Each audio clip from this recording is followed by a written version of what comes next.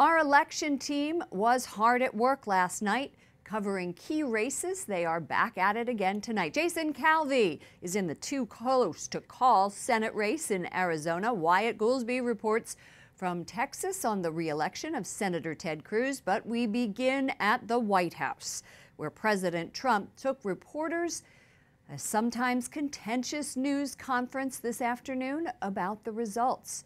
Mark Irons asked one of those questions. He joins us from the North Lawn. Good evening, Mark.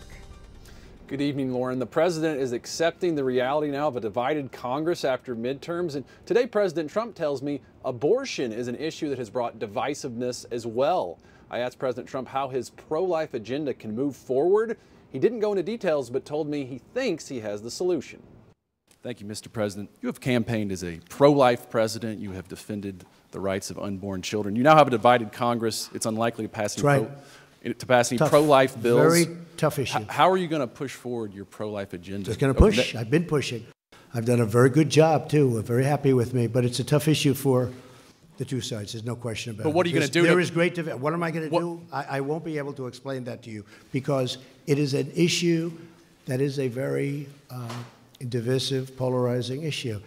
But there is a solution. I think I have that solution, and nobody else does. We're going to be working on that.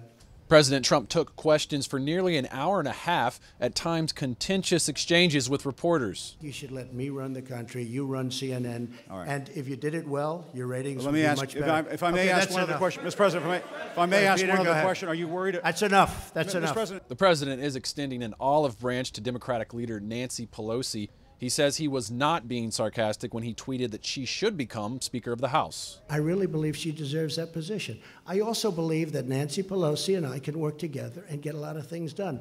The president says he's willing to compromise on tax reform and work with Democrats on infrastructure and trade, and he'd still like to reach a deal on immigration and border security, although he's prepared to take action through an executive order. We need the wall. Many Democrats know we need the wall, and we're just going to have to see what happens. President Trump says Democrats winning the House will actually make his job easier. He says it would have been hard to get a slim majority of Republicans to vote unanimously. This way, the Democrats must propose solutions and then work out a compromise with the White House. And President Trump admits he'll be quick to blame the Democrats if they don't. Lauren? Mark, I understand the administration is making changes to the way health insurance covers contraception methods. Tell us about that.